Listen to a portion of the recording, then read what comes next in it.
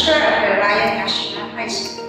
Today, we will have fun in studying Mendellian pattern of inheritance. I assume that you are all ready to learn new lesson today. Do you have your pen and paper with you? If you have them, then shake your body a little to attract positive energy. Now, are you ready to proceed with the lesson? Let us begin. The objective of the lesson is to predict phenotypic expression of traits following simple patterns of inheritance. At the end of the lesson episode, you are expected to identify the genotype and phenotype of a given sample, predict possible offspring types and phenotypic ratios using probability rules based on the result of the completed Punnett experiment. Interpret the result of the completed Punnett experiment. Let us review the important terms in studying heredity information. Let's play the brain users. You must guess the term being asked in each item based on the given clues in the form of letters or pictures. Okay, are you ready to name it? First word.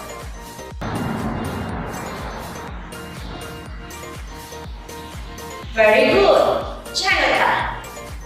Next word.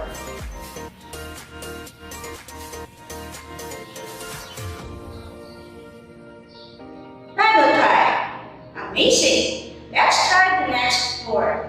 Name. Amazing. Dominant. How about the next word? Recessive. Nice one. Next.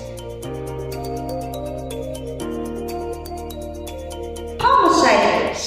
And for the last word,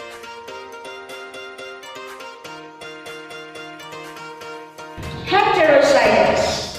Amazing. Now, it's time to make inventory of your traits. Make an inventory of your own history of observable genetic traits. Complete the table by checking the traits or characteristics that suit you. Do you have black hair or brown hair? As to the tongue rolling, can you roll your tongue or cannot roll your tongue? Do you have dimples or without dimples? Are you left-handed or right-handed? Do you have curly hair or straight hair? Okay, are you done? This time, choose any family member. Complete the table by checking the traits or characteristics that suits your family member. Observe how your trait inventories differ from those others. Which of this trait do you have in common? Do you have the same hair color? Are you both left-handed? Which of these traits differs from you and your family member? Can you do the tongue rolling? How about your friend or your family member? How are these traits inherited from one generation to the next? To understand how these traits are passed, we go back in the time of the 19th century. The man named Gregor Mendel is responsible for the laws governing inheritance of traits. To study inheritance, Mendel chose to use pigs, probably as they are available in many varieties. He discovered the basic principles of heredity by breeding garden pigs in carefully planned experiments. First, we talk about alleles. Alleles are going to be like different flavors of genes. So going to an ice cream shop, there is 31 flavors of ice cream. Even there are different other flavors, these are still ice cream. Alleles are going to be those different flavors of genes they have available to you.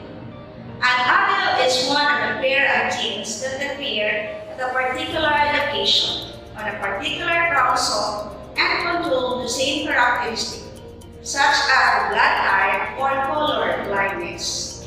The combination of genes the organism has is called genotype. If the organism inherits two of the same gene, the genotype is homozygous. If it inherits two different genes, it is heterozygous. Next, we talk about dominant and recessive. Traits are either dominant or recessive. Some of those alleles are going to be dominant and some of those alleles are recessive.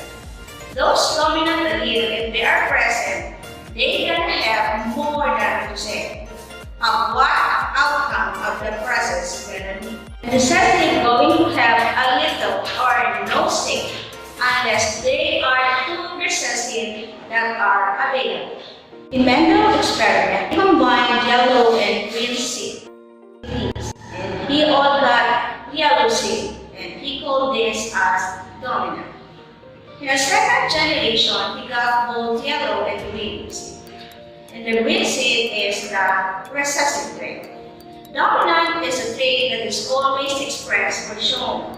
Recessive trait is a trait that is covered up or seems to disappear. Let's do this activity. Guess what? Use the available information to identify the genotype and phenotype in each example. Table 1, Mendel takes symbol for pea plants. 7 traits given, the dominant allele with the symbol, and the recessive allele with its symbol. Using the available information, give the genotype of the following. Homozygous round seed. Very good. Heterozygous round seed. Amazing. Wrinkled seed. Nice one.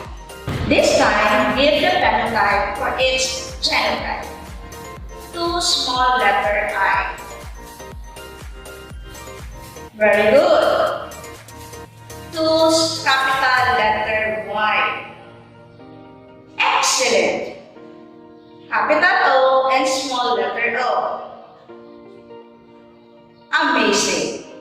Now, let's take a look to the following statement. Genetics in Bikini Bottom. SpongeBob SquarePants recently met Sponge Susie Roundpants at the dance. It is known in the Bikini Bottom that SquarePants is a dominant trait while Roundpants is a recessive trait. SpongeBob is heterozygous for his square shape, but Sponge Susie is round. What is the genotype of SpongeBob? Heterozygous square shape. They have different alleles. Very good. What is the genotype of Sponge Susie? Absolutely. How many types of gametes SpongeBob will produce? 2. Correct. What is the set gametes? Capital S and small letter S. How many types of gametes Sponge Susie will produce? 1. Very good. What are the set gametes? Small letter S. Nice one. What are the chances of the child with a square shape? How can you predict the possible traits that would be inherited by the offspring from their parents? Is there any device or diagram that can be used to predict traits of the offspring? A Punnett square is a square diagram that is used to predict the genotypes of a particular cross of breeding experiment. It is named after Reginald C. Punnett, who devised the approach in 1905.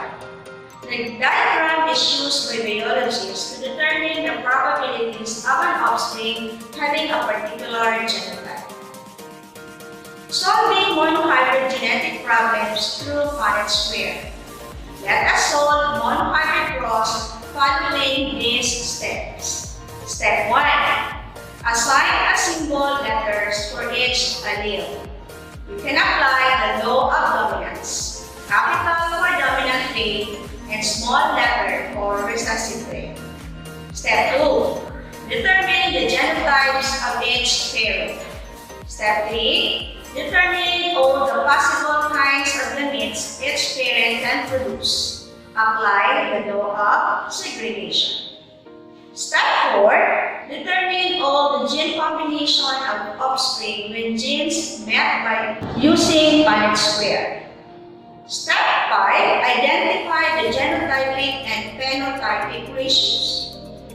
Step 6. Answer the questions if there is any. Let's do the cross using the previous problem. From the given, SpongeBob is homozygous square shape, while Susie is round. Let us predict the possible phenotypic ratio and phenotypic ratio by using the Punnett square. Draw a square. In that square, draw one line from top to bottom. Draw another line from left to right. Now, you have 4 individual squares. Each square is given to be probability. In each square is 1/4 or 25%. Next, we're going to put parent allele on the Punnett square. It does not really matter if we put male or female on the top. But generally, we put male on the top, female on the left.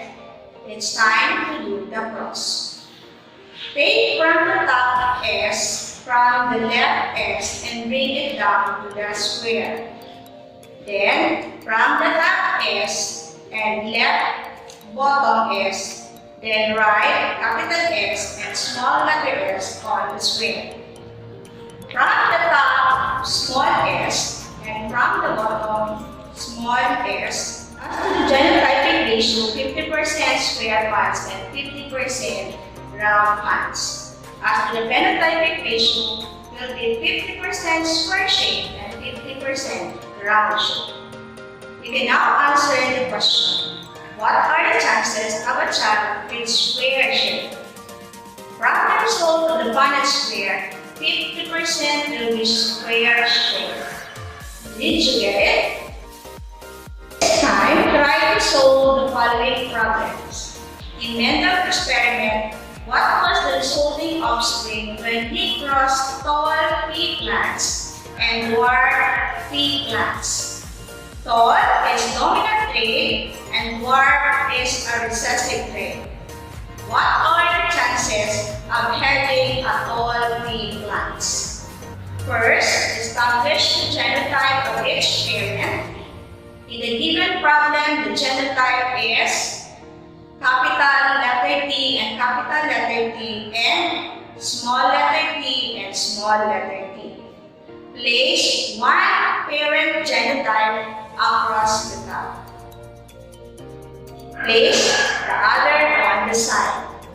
Now, fill in the Punnett square. From the result of the Punnett square, you can now answer the question. What are the chances of having a tall pea plants?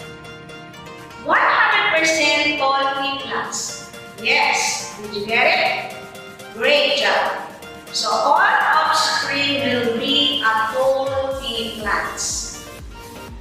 For the next problem, heterozygous tall pea plant is crossed with heterozygous tall pea plant. What will be the phenotypic ratio of the cross? Okay, what is the result? The phenotypic ratio is 75% tall pea plant and 25% dwarf pea plant, or 3:1. How about the genotypic ratio? 25% homozygous T, 50% heterozygous capital T and small letter T, and 25% dwarf, or 1:2:1. Now, do the interpreting Punnett square. Round and yellow is crossed with wrinkled and green. It's time to interpret the result of the completed Punnett square. Based on the result of the offspring are round and yellow. The genotypic ratio is all 4 round and yellow. The phenotypic ratio is all 4 round and yellow. Good job, everyone! Gregor Mendel, through his work on pea plants, discovered the fundamental laws of inheritance. One easiest way to calculate the mathematical probability of inheriting a specific trait was invented by original Punnett. These techniques employ what we call now as Punnett square. That is the end of our lesson episode today. Once again, I'm your teacher, Julie G. San Jose from Cararayan National High School. I hope that you have learned well. Thank you very much and have a nice day ahead. Stay safe, everyone.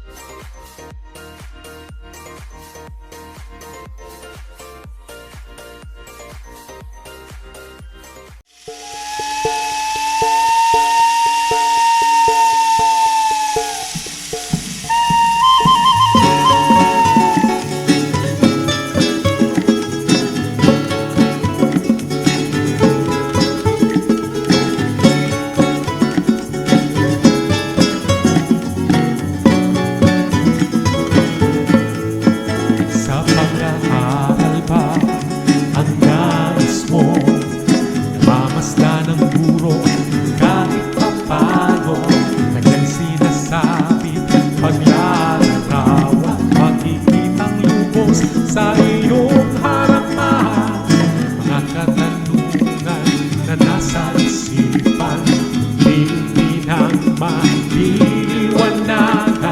Isang pindot lang at inyong malalaman. Sa telebisyon ay pag-aaralan.